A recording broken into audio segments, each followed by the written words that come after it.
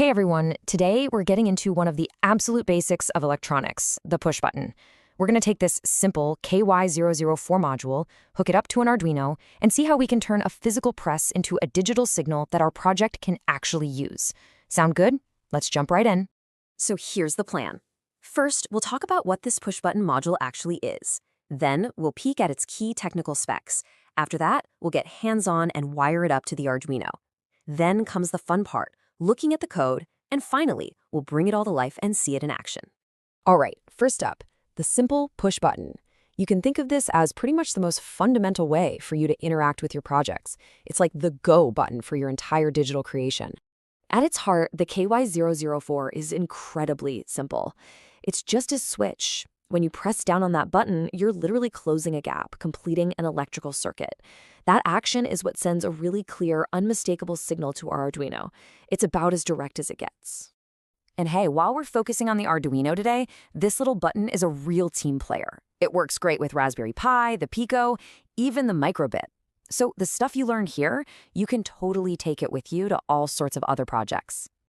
Okay, let's talk numbers for a minute. Time to look under the hood at the key technical specs. These details tell us exactly what this button can handle and where it'll work best. A couple of things really jump out here. First, that operating voltage, 3.3 to 5 volts. That's perfect because it means it's happy with both our 5-volt Arduino and a 3.3-volt system like a Raspberry Pi. And check out that temperature range, from way below freezing to hotter than boiling water. This little button is built tough. Get this, 100,000. That's how many times you can press this button before it even thinks about wearing out. For pretty much any project you can dream up, this button is going to outlast the project itself. Talk about reliable. Okay, enough theory, it's time to get our hands dirty. In this section, we're wiring up the Arduino. This is where we physically connect our button, our switch, to the brains of the operation. And don't worry, it's way easier than it sounds. We're just talking 3 little wires. So check this out, it's super straightforward. The pin marked S for signal, that's going to go to digital pin 10 on our Arduino. The pin with the plus sign, that's for power, so it connects to the 5V pin. And the pin with the minus sign, well, you guessed it, that goes to ground or GND. That's it. Seriously, the entire circuit is wired. With our hardware all hooked up, it's time for the other half of the equation, the code. This is how we teach the Arduino to understand what that physical button press actually means. First things first, this line here, int button equals 10, is just us creating a simple variable. We're telling the Arduino, hey, from now on, whenever I say the word button, what I'm really talking about is pin number 10. It just makes the rest of our code way easier to read and understand. Next up is the setup block. Now, this part of the code only runs one single time, right when the Arduino powers on. You can think of it like a pre-flight check. And our most important check is this line, pin mode button input. This tells the Arduino that pin 10, our button pin, is going to be listening for a signal. It's an ear, not a mouth. And now we get to the main event, the loop. Unlike setup, this section runs over and over and over again forever. And inside, we have this command, digital read button. This is the Arduino constantly checking the status of our button. Is it being pressed or not? It takes that answer and stores it in our value variable. So this if statement is our trigger. It simply asks the question, is the value low? Now, you might think pressed would be high, but in this circuit, pressing the button connects the pin to ground, pulling the signal low. So if the answer is yes, if the value is low, it means someone pressed the button. And then the Arduino runs whatever code we put inside those brackets. It's that simple. And now for the best part, the moment of truth. Let's upload the code, power it on, and bring this whole thing to life. Okay, once your code is uploaded, all you have to do is go to the Arduino IDE and open up the serial monitor. This is going to be our little window, letting us see what the Arduino is thinking. All right, everything is ready. The circuit is live, the code is running, and the Arduino is waiting patiently. Go on, press the button. And there it is. Signal detected pops right up on your screen. Every single time you press that button, our code triggers. We've officially bridged the gap between the physical world and our digital code. It works. So, there you have it. You've just mastered one of the most essential building blocks for any interactive project. The real question now is, what are you going to do with it? Will that press turn on a light, start a motor, log some data? The possibilities are literally endless. You've mastered the button. So, What will you control with your next press? Have you ever pushed a button on a gadget and just wondered, what's actually happening in there? How does that simple physical press become a command?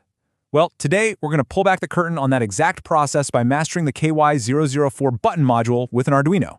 So this is our goal, right? How do we go from a simple press on this little red button all the way to a signal-detected message popping up on our computer screen? Stick with me, because by the end of this, you're going to know exactly how to wire it, how to code it, and most importantly, why it all works. All right, first things first.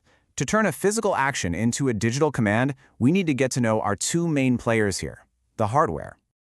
On one hand, you've got the Arduino. Think of it as the brain of the whole operation. It's what runs our code and makes all the decisions. And on the other hand, we have the KY-004 button module. This is our trigger, a super simple, reliable way for our project to sense what's happening in the real world. Okay, now that we've met the key players, let's actually connect them. It's time to get our hands dirty, build the circuit, and link our button up to the Arduino's brain. So the KY-004 module has 3 pins, and each one has a really specific job. The S pin is for signal. This is the one that's going to tell the Arduino whether the button's been pushed or not. The middle pin gives it power, 5 volts in this case, and GND, well, that's our ground, which completes the electrical circuit. And here's our blueprint. It really is this simple. We connect the ground pin from the module to one of the GND pins on the Arduino. The middle pin, our power, goes straight to the 5V pin. And then, the most important one, the signal pin, gets connected to digital pin 10. That's it. Just 3 wires and the physical setup is done. So we're all wired up, but now we need to talk about the secret sauce, the electronic principle that stops our button from sending a bunch of random, confusing signals. This is the really cool part. So here's a puzzle. When a digital input pin isn't connected to anything solid, not 5 volts, not ground, it's what we call a floating pin. And that's bad news. It basically acts like a tiny antenna, picking up all sorts of stray electrical noise from the air. Your Arduino would be totally lost, seeing a jumbled mess of high and low signals, and it'd have no idea if you actually pressed the button. So how do we fix this? The solution is a little thing called a pull-up resistor. On the left, you can see that messy, unpredictable floating pin. But on the right, the resistor pulls the pin's voltage up to 5 volts, giving it a stable, default state. And the best part? The Arduino has these resistors built right in, and we can just turn them on with a single line of code. No extra parts needed. This image breaks it down perfectly.